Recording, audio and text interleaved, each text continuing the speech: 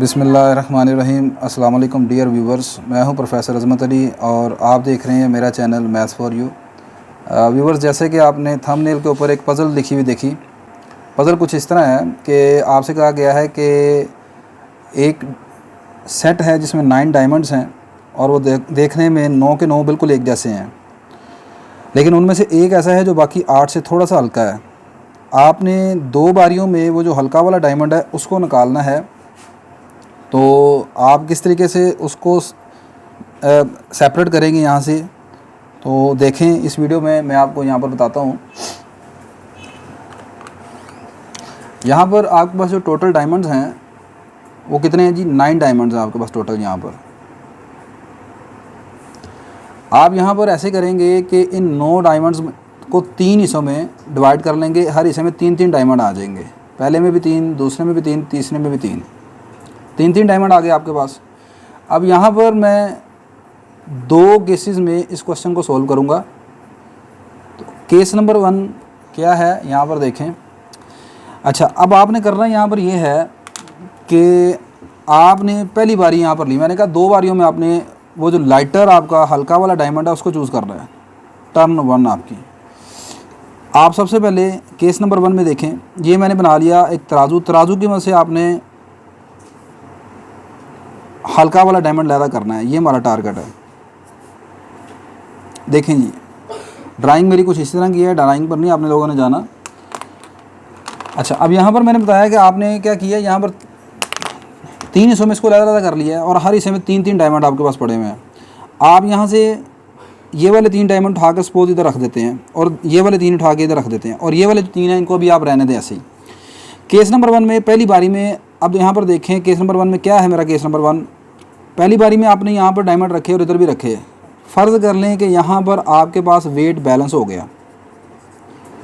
Wait is balanced, मतलब दोनों तरफ से आपके पास जो तराजू का पलड़े हैं वो बैलेंस हैं। ठीक है, तो इसका मतलब क्या है कि जो हल्का वाला डायमंड है ना वो इसमें है ना इसमें है, क्योंकि ये दोनों हो गए बराबर।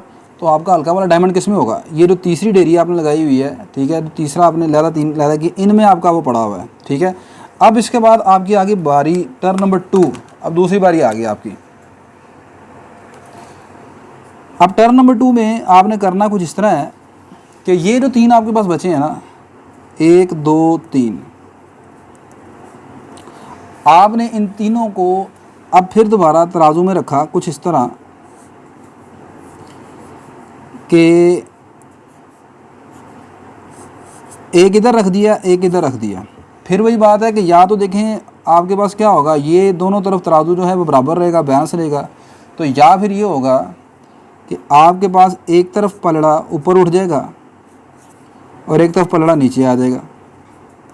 अगर तो ये दोनों हुए बराबर, दूसरी बारी में दोनों हुए बराबर, तो फिर इसका मतलब जो है कि ये दोनों हैं बराबर। आपका इनका दोनों का जो वेट है वो बराबर है। तो इसका मतलब तीसरा जो है इनमें हल्का वाला ये पड़ा हुआ है। ठीक है, और अगर ये आपके पास दोनों बराबर ना हुए तो जाहिर सी बात है जिस तरफ पलड़ा ऊपर की तरफ गया है उसमें कौन सा होगा? हल्का होगा। ठीक है, तो ये आपने हल्का वाला जो है चूज़ कर लिया। दोबारा देखें, आपने शुरू में 3-3 दोनों तरफ रखने हैं। दोनों तरफ 3-3 रखे। आप फ़र्ज़ कर लें कि यहाँ पर आपका जो वेट है वो बैलेंस हो गया। वेट बैलेंस हो गया तो इसका मतलब हल्का वाला इसमें नहीं है, क्योंकि ये बैलेंस है दोनों। हल्का वाला इसमें पड़ा हुआ है, इन तीनों में। अब आपने वो वाले जो 3 हैं उन तीनों को सेपरेट कर लिया। इस तरीके से करने के बाद जनाब आपने यहाँ पर एक इधर रख दिया, एक इधर रख दिया यहाँ पर। अब फिर वही दो सिचुएशन होंगी यहाँ पर। या तो पलड़ा दोनों तरफ बराबर हो जाएगा या एक तरफ जो है ना आपका पलड़ा ऊपर की तरफ उठ जाएगा। ठीक है, अगर दोनों तरफ ये पलड़ा हो गया बराबर आपका, तो फिर इसका मतलब आपका ये दोनों बराबर हो गए ना, तो एक ही यहाँ पर डायमंड बचा, तो वो हल्का वाला डायमंड इधर है। और अगर ऐसा ना हुआ तो फिर ये वाली सिचुएशन आएगी और इस सिचुएशन में जिस तरफ आपका पलड़ा जो है ऊपर की तरफ जाएगा वो आपका हल्का हो जाएगा। अच्छा, केस नंबर 2 क्या है यहाँ पर? केस नंबर 2 में कुछ इस तरह है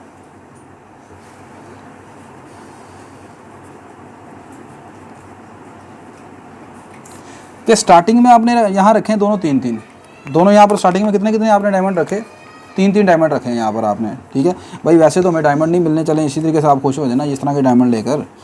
ठीक है ना, तो यहाँ पर ये देखें आपने डायमंड रख दिए दोनों तरफ ये बराबर, तो यहाँ पर मैंने कहा केस नंबर 1 वेट बैलेंस हो गया। अब फ़र्ज़ करें कि आपके पास ऐसा हुआ कि आपने रखा यहाँ पर, तो वेट आपके पास इधर नीचे आ गया इस तरफ, यानी वेट बैलेंस नहीं हुआ। अब वेट जब बैलेंस नहीं हुआ तो वेट इधर ऊपर चले गया, तो इसका मतलब क्या है कि हल्का वाला इनमें है, लाइटर इन 3 में है, लाइटर इन 3 में है यहाँ पर अब आपके पास, क्योंकि ये ऊपर की तरफ चले गया। अब इसका मतलब ये है कि इन ये जो स्टार्टिंग में आपने 3 चूज़ किए थे, इन्हीं से फैसला हो गया, ये वाले जो 3 हैं इनको उठाने की अब ज़रूरत नहीं है यहाँ पर।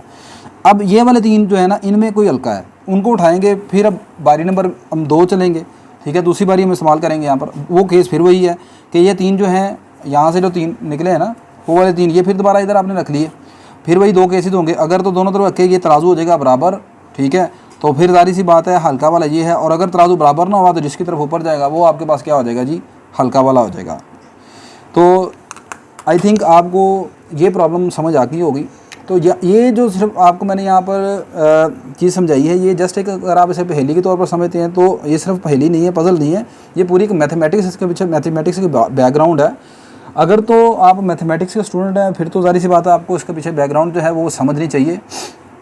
और लेकिन अगर आप मैथमेटिक्स के स्टूडेंट नहीं हैं तो फिर इतना ही इनफ आपके लिए काफ़ी है। अब वो बैकग्राउंड क्या है, देखें यहाँ पर जो मैंने आपके पास नंबर ऑफ़ डायमंड इस्तेमाल किए हैं कुछ इस तरह है। नंबर ऑफ़ डायमंड इसमें हमेशा 3 की पावर n होंगे, ठीक है, ये टोटल नंबर ऑफ़ डायमंड हमेशा ये होंगे, टोटल डायमंड जो आपके पास होंगे ना जी इसमें, इस पज़ल में, वो 3 की पावर n होंगे। अब जितनी जो आपने टोटल टर्न्स जो लेनी है, आपने जितनी बारियों में इसको अलहदा करना है वो आपके पास n होंगी, यानी 3 की जो पावर होगी यहाँ पर। अब शुरू में सेपरेट कितने करने हैं, सेपरेट करने हैं आपने एट स्टार्टिंग,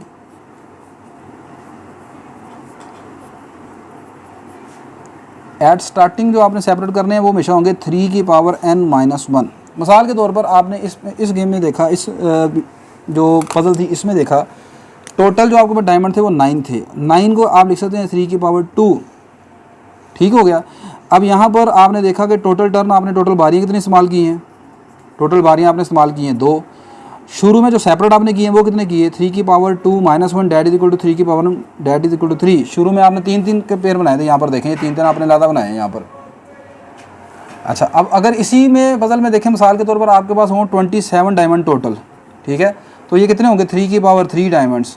अब आप यहाँ पर आपको जो बारियाँ मिलेंगी जिसमें आपने टोटल टर्म में इसको लाइटर जो आपका है उसको निकालना है, तो वो टोटल बारियाँ यहाँ पर 3 होंगी। और शुरू में जो आप सेपरेट करेंगे वो इस तरह करेंगे 3 की पावर 2 यानी कि डैट इज इक्वल टू 9, 9 ये 9 के आप पेयर बनाएंगे। इसी तरह आगे आप बढ़ते हैं, मिसाल के तौर पर आपके पास 3 की पावर 4 डैट इज़ 81 डायमंड शुरू में है, तो आपके पास टोटल बारियाँ 4 होंगी और आप हर बार शुरू में जो लहदा करेंगे वो करेंगे 3 की power 3 that is equal to 27, यानी 27 + 27 + 27 करके आप लहदा करेंगे। इसी तरह अगर सिंपल अगर आप 3 हैं आपके पास हैं तो सिर्फ एक बारी में आपने उसको लहदा करना होगा, ठीक है, और एक बारी में लहदा करना है आपने। यहाँ पर जैसे यहाँ पर मैंने लहदा कर दिया, दोनों बराबर हो गए, पहली बारी एक आपने रखा, या तो दोनों बराबर होंगे या पलड़ा एक तरफ ऊपर उठ जाएगा, तो एक बारी में फैसला हो जाएगा इस चीज़ का। तो व्यूवर्स इसी तरह की मज़ीद और पजल्स जो मैथमेटिक्स से रिलेटेड हैं, ठीक है, मैं आपके साथ शेयर करता रहूँगा। आप मेरी वीडियोज़ अगर आपके लिए हेल्पफुल है तो आप इसको सब्सक्राइब, इस वीडियो को शेयर करें और मेरे चैनल को सब्सक्राइब करें। शुक्रिया जी, अल्लाह हाफिज़।